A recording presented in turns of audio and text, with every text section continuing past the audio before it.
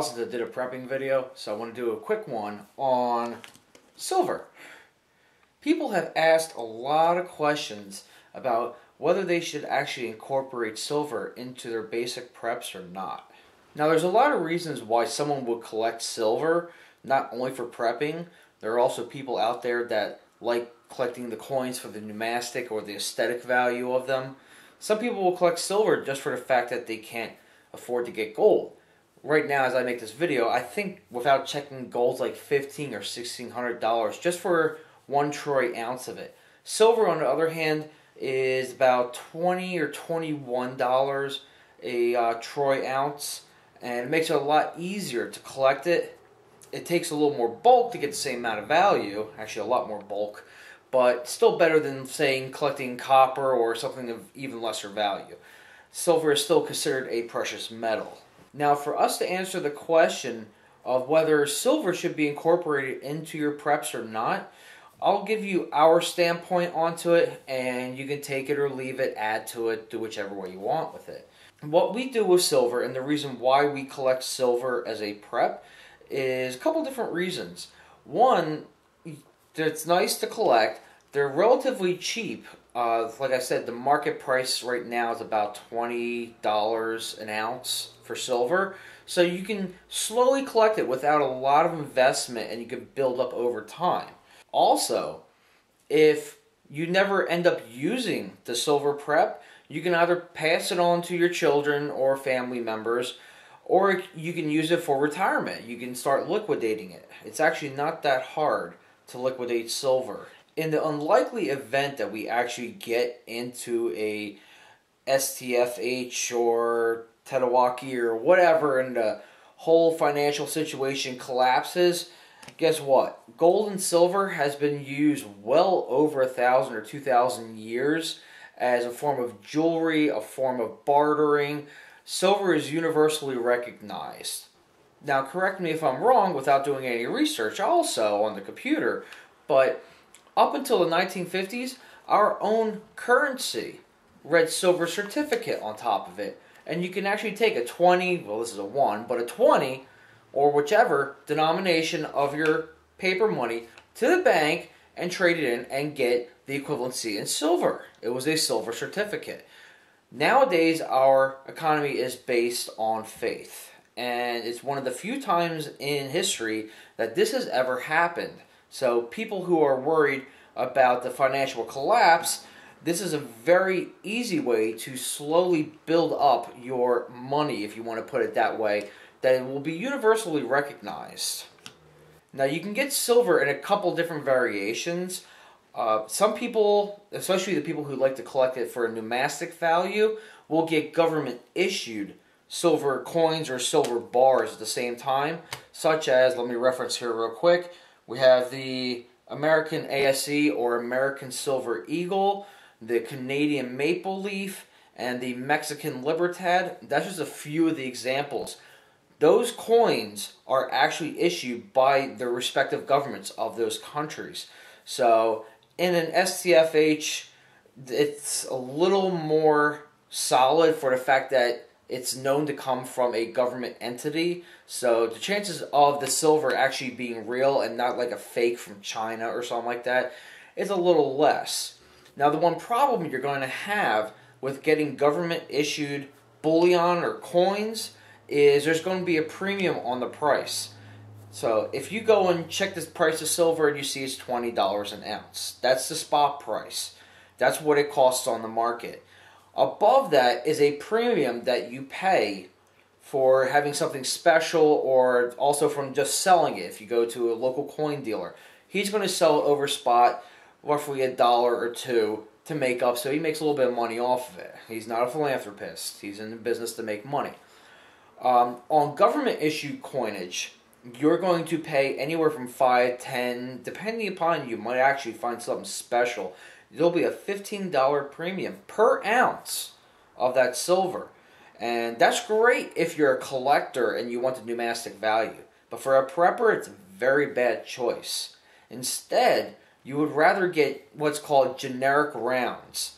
Basically, anything with a different design that is issued by a private company or a private assay company. such as we got, let's see here, Barcelona 1992.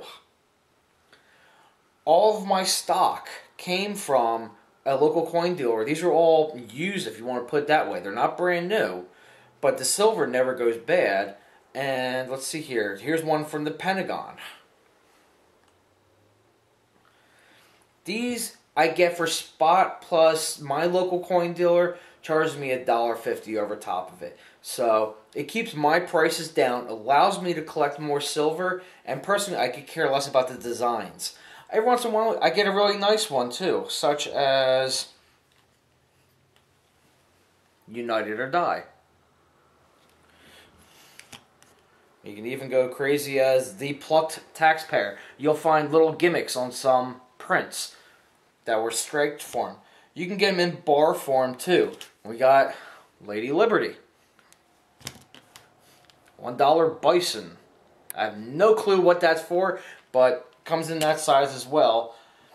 Your other option also is finding it in old currency, such as this coin right here. 1964, I believe, 67. This is 40% silver. This is one of the few times it's great to hold on to regular currency. There is a website that will show you which coins from the United States mints actually had roughly 40 or 90% silver in them and what date ranges. Look right below. It's called coinflation.com. Go check them out. If you're the type of person, you can just keep an eye on your change. I found this one just randomly. I went to the bank, made a deposit. Hey, you got any silver dollars? They're going to give you the whole round. Who cares if he has $30? Take the $30, take them on home, check the dates. Whichever ones are just regular, newer ones, say 80s, 90s, even 2000s or so, just respend them when you go back out. It's not a big deal. The ones that actually have the silver in them, put them to the side. So that's another form of easy silver that is recognizable because it's government issued. Now normally, like I said before, we don't go for the numismatic value of silver. Every once in a while though, like we have another prepper friend that is also highly into guns. Then again, most preppers usually are. But regardless, for his birthday, we decided you can even find things such as, this is a NATO 7.62 2-ounce replica round. All silver, 100%. No real primer. It's just a replica of the bullet.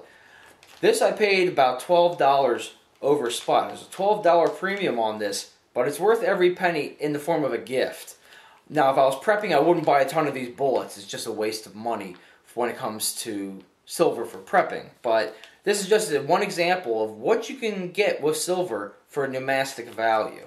So our basic reasoning is, it's great for prepping, even if, say, we get a couple $100 worth of silver up and we get into a bad pinch for a month and we both lose our jobs. We can liquidate this easily. Prepping doesn't have to be for STFH or anything like that. This is great also for small problems that, oh crap, we're out of money, we need to pay rent, we're both out of work for some odd reason. You can liquidate this and still have about 98% of your value. When you go to trade these in, say at a pawn shop, well, find a reputable pawn shop, or better yet, a local coin store, they'll usually give you $1 or $2 under the current spot price. So you're not going to lose a lot of your value. It retains most of it on the current financial market. So it's great for small preps. If you build up a big selection, you can also get 5, 10, even 100 or even 1,000 ounce bars of silver to help consolidate it. And actually, if you get to the point where you have 1,000 ounces of silver, you might think of converting some of that over to a few ounces of gold to help lighten the load a little bit. At that point, you can do that. So there's a few reasons why we think silver is a good investment for prepping, whether it be for a small scale or if you build up enough over time. If you're truly worried about STFH or financial collapse, it's a great way to have your investment. But if you end up never using it and you get old, you can pass it on to your kids, or you can start trading it in, and guess what? You've got some money for your retirement. Because guess what? Social Security, that's not going to be around in 30 years.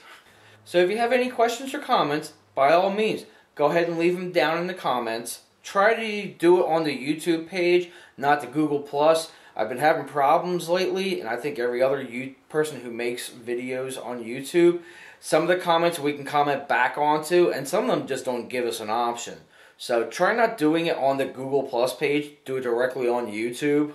I'm not sure how this is going to work. A lot of us are still trying to figure it out, but give it a shot. Thanks.